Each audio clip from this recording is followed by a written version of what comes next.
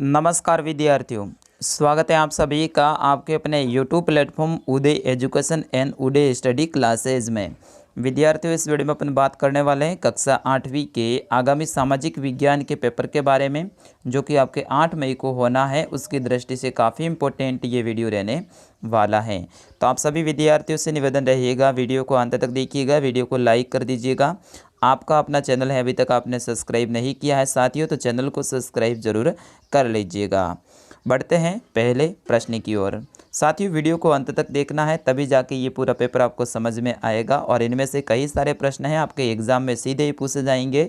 और वीडियो के अंत में मैं आपको बताऊंगा कि इस पेपर को अगर आपको डाउनलोड करना है तो वो कहाँ पे मिलेगा। चलिए, पहला प्रश्न। नगरीय स्वशासन की इकाई हैं नगर पालिका, नगर निगम, नगर परिषद, उपयुक्त सभी। तो विद्यार्थी, उसका सही आंसर हो जाएगा अपना ऑप्शन नंबर द रहेगा, उपयुक्त सभी। अगला प्रश्न है कि सच्चर समिति का गठन है वो कब किया गया था? 1992, 2005, 1996, 2008। तो विद्यार्थी, उसका सही आंसर हो जाएगा ऑप्शन नंबर ब 2005 में। अगला प्रश्न है, निम्न में से कौन सा प्राकृतिक रेशा है?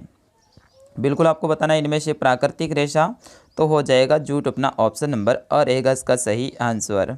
अगला प्रश्न है, मराठा शक्ति को सर्वप्रथम किसने संगठित किया?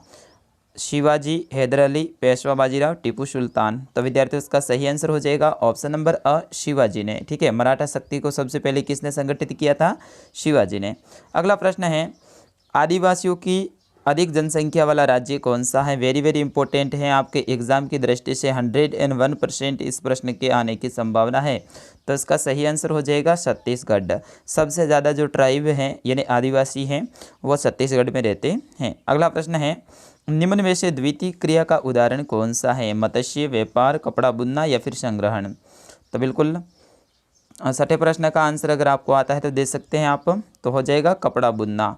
ठीक है, प्रथम क्रिया में क्या होता है? किसान जो भी वस्तु है या फिर उत्पादित होती है वो होता है प्रथम क्रिया। द्वितीय क्रिया में होता है विनिर्माण, विनिर्माण संबंधित गतिविधियाँ। ठीक है, विनिर्माण का मतलब होता है किसी चीज़ का निर्माण करना, तो एक कपड़ा बुनना हो जाएगा द्वितीय। ठीक है, फिर उसके बाद में अगला प्रश्न है सातवां कि निम्नलिखित में से कौन सा खनिज अधात्विक खनिज की श्रेणी में आता है? मतलब ऐसा खनिज जिसके अंदर धातु के अंश नहीं पाए जाते हैं, जैसे कि सुन्ना पत्थर है तो पत्थर के अंदर धातु थोड़ा होता है, तो एक तो ये हो जाएगा। दूसरा है अभ्रक, इसके अंदर भी धातु नहीं होती साथियों, और जिप्सम इसके अंदर भी धातु नहीं होती है। तो अपना सही आंसर क्या हो जाएगा? बिल्कुल आपने अनुमान लगा दिया है, ऑप्शन नंबर द रहेगा इसका सही आंसर, उपयुक्त सभी। साथियों, वीडियो को लाइक कर दीजिएगा। अगला प्रश्न है, भारत का अंतिम वायसराय है वो कौन था? भारत का अंतिम वायसराय कौन था? Lord Mountbatten, Irwin, Lord Curzon, Prince Charles. तो विद्यार्थियों, इसका सही आंसर हो जाएगा अपना ऑप्शन नंबर अ लॉर्ड माउंटबेटन। ऑप्शन नंबर अ रहेगा इसका सही आंसर। अगला प्रश्न है कि कौन से ग्रह को जल ग्रह भी कहते हैं? मंगल, पृथ्वी, शनि, बृहस्पति। तो अपना सही आंसर हो जाएगा पृथ्वी, ऑप्शन नंबर ब। पृथ्वी को जल ग्रह क्यों कहते हैं साथियों, आप बताइएगा, बता दो यार फटाफट। बिल्कुल सही बता रहे हैं। तो 71% भाग पे पृथ्वी पे क्या पाया जाता है? जल पाया जाता है, इसलिए पृथ्वी को क्या कहते हैं? जल ग्रह कहते हैं। अगला प्रश्न है, वाणिज्यिक कृषि में शामिल किया जाता है मिश्रित वाणिज्यिक अनाज, रोपण या फिर उपयुक्त सभी। तो इसमें भी अपना सही आंसर क्या हो जाएगा? ऑप्शन नंबर द रहेगा, उपयुक्त सभी। अगला प्रश्न है वो है आपको मिलान करना है। ठीक है, मिलान करना है, ये बिल्कुल ईजी प्रश्न आता है। तो देलवाड़ा का जैन मंदिर है कहाँ पर है? ये माउंट आबू में है। ठीक है, सिरोही में, माउंट आबू में। तो पहले का हो जाएगा आपका ब। दूसरा रणकपुर जैन मंदिर, ये पाली में है, तो इसका दूसरे का हो जाएगा अ। खाटू श्याम जी का मंदिर द हो जाएगा, सीकर में है। और बंगाल का विभाजन 1905 में हुआ था, तो ये स से हो जाएगा। और उच्चतम न्यायालय है ये दिल्ली में है, तो ये हो जाएगा य। ठीक है, फिर उसके बाद में अगला प्रश्न है आपका, हर एक स्थान की पूर्ति कीजिएगा, यानी खाली जगह आपको भरनी है। कानून की नज़र में सभी लोग खाली जगह हैं, तो कानून की नज़र में सभी लोग क्या हैं? समान हैं। ठीक है, यहाँ पे समान भी लिख सकते हैं या फिर बराबर भी आप लिख सकते हैं, दोनों ही सही होगा। अगला देखिएगा, खाली जगह से कम उम्र के बच्चों को मजदूरी पर रखना अपराध है। तो कितने वर्ष से कम उम्र के बच्चों को मजदूरी पर रखना? तो 14 वर्ष। ठीक है, यहाँ पे आपको लिखना है 14 वर्ष। अगला है, संघवाद का मतलब है कि देश में एक से ज़्यादा स्तर की खाली जगह का होना। तो यहाँ पे हो जाएगा सरकार का होना। ठीक है, सरकार होना, सरकार का होना। आगे देखिएगा, भारत में वयस्क मताधिकार की उम्र है वो 18 वर्ष या फिर इससे अधिक है, तो 18 वर्ष है, आप लिखेंगे 18 वर्ष। वयस्क मताधिकार का मतलब क्या होता है? ऐसे नागरिक जिनकी उम्र 18 वर्ष या फिर इससे अधिक हो वो वयस्क गिना जाता है और उनको मत देने का अधिकार होता है, यानी वोट देने का अधिकार होता है, उससे वयस्क मताधिकार कहते हैं। अगला प्रश्न है कि भारत का अंतिम मुगल बादशाह ने अपने जो आखिरी साल है वो किस तरह से बिताए थे? तो आपको पता है ना कि भारत के अंतिम मुगल बादशाह कौन थे यार, आप ध्यान रखो, बहादुर शाह जफर थे। कौन थे? बहादुर शाह जफर थे, ठीक है, बहादुर शाह जफर थे।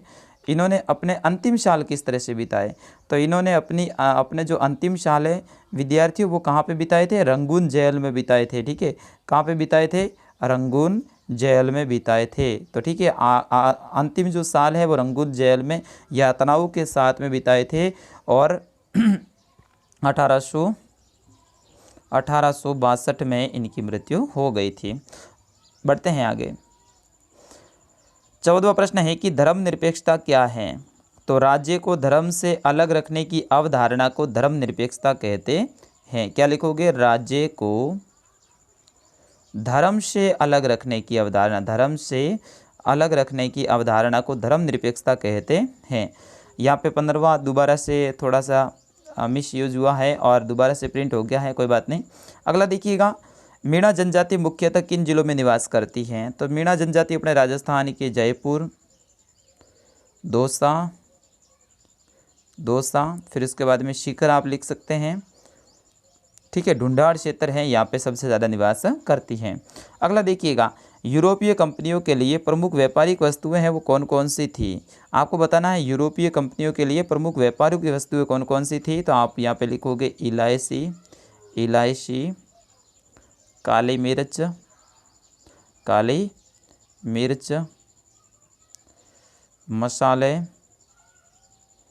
मसाले, लौंग, चाय आदि, ठीक है।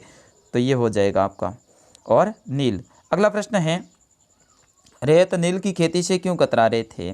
तो रैयत है वो नील की खेती से इसीलिए कतरा रहे थे क्योंकि उनको पगार है वो टाइम पे नहीं मिलता था।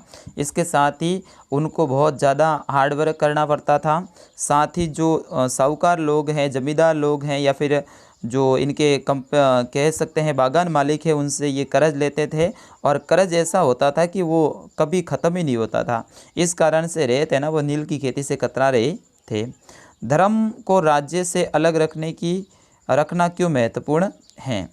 अगला प्रश्न है कि ग्रामीण विकास की 2 योजनाओं के नाम लिखिएगा। तो ग्रामीण विकास की कई सारी योजनाएं हैं, तो यहाँ पे लिख सकते हैं मनरेगा, ठीक है, मनरेगा यानी महात्मा गांधी राष्ट्रीय ग्रामीण रोजगार गारंटी योजना।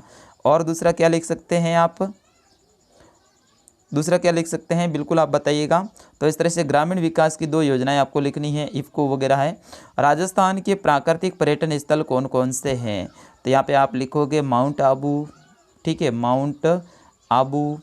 फिर उसके बाद में प्राकृतिक की बात हो रही है तो सुंधा माता या फिर सुंधा हिल्स, यहाँ पे लिख सकते हैं आप सुंधा हिल्स।